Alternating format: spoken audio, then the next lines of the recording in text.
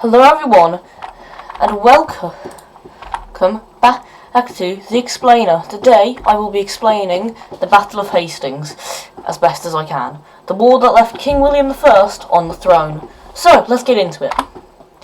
Our story starts after the Romans have left the British Isles. England, now vulnerable, is invaded by Anglo-Saxons. By Anglos, well, actually they're Anglos and Saxons, forming Anglo-Saxons from Germany.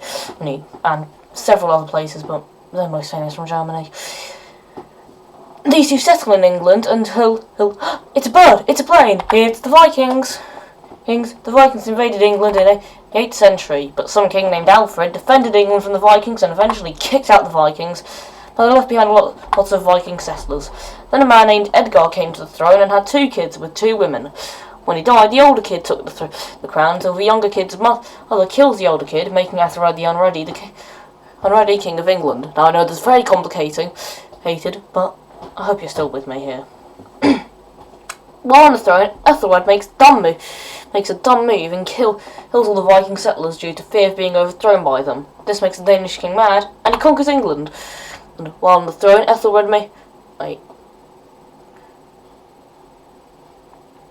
the Saxons unconquered England, and before it is reconquered by the Vikings. While the Vikings ruled England, what is now England, and Ethelred's kids went into hiding in Normandy. During this time, 2 other kids, Edward the Confessor and Alfred, remember Edward, he's important, tried to take control of England. However, they were betrayed by the Earl of Wessex, who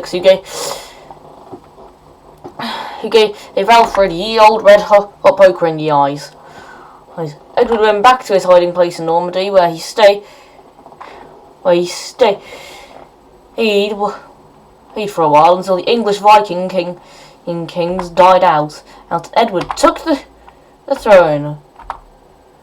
And remember all that? Well, all the 265 words of the script are useless for the Battle of Hastings. Once back in England, Edward marries the Earl of Wessex's daughter for power. And yes, that Earl of Wessex that gave his brother ye olde poker in the eyes. The Earl of Wessex then dies, leaving Harold Godwinson,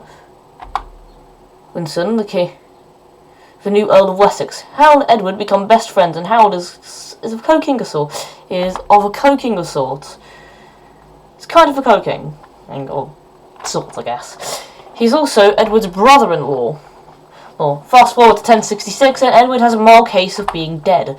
He supposedly, heavy quotation marks, said Harold would inherit the throne, as Ed had no kids. However, Harold would also be challenged by the Duke of Normandy, William.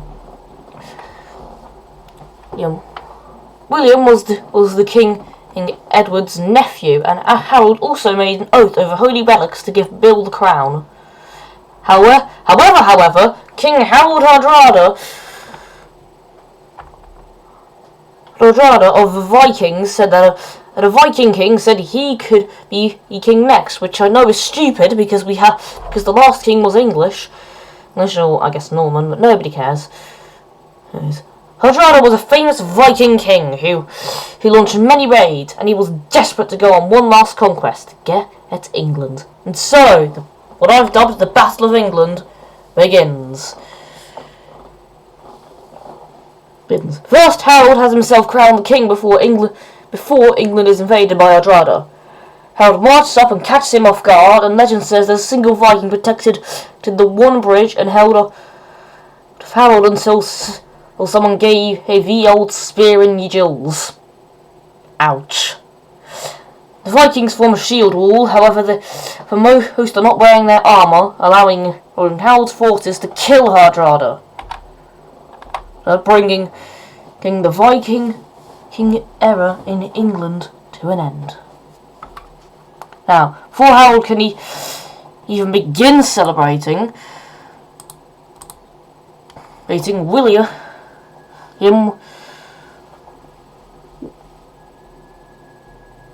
before Harold can even celebrate, which is about because it's been like 2 seconds, and so William invades the south and lands near Pevensey and sets up camp near Hastings. Harold, understandably, is annoyed because he has to march all the way down, but does so after Bill burned down a few villages. Harold encounters Will's troops at Hastings, and the battle begins. Harold is on a hill, and stays there as it is a tactical position, and the two sides probably yelled at each other until William's archers began to fire. Notice there were way more than 4, I'm just too lazy to get 5 billion.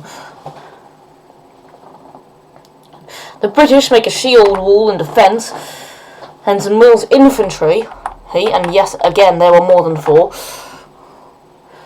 while troops try to charge, however can't break through. Then Will's cavalry try. Yet even they struggle to break the wall.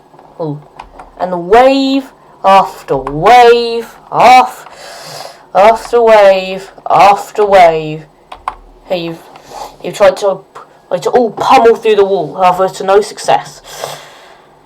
However, during the battle, for some strange reason, Will's troops turn and run.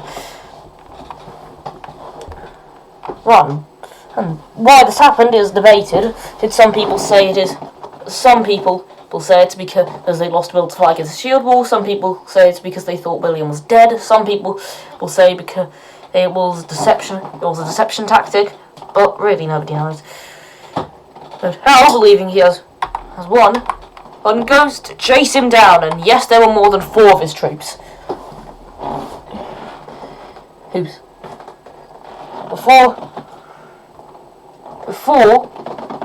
However, he has been tricked as William's troops then encircle them, and a giant fight begins. And during the madness, some Harold is killed. With the biggest theory being he took an arrow in the head,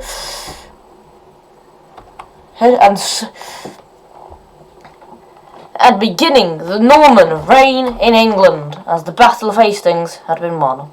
At the end of the day, the Battle of Hastings led to a giant change in England and the English language. However, one thing it did do is leave King William I on the throne of England after the Battle of Hastings, 1066. With that, subscribe if you want to see more, and goodbye, Explainer out!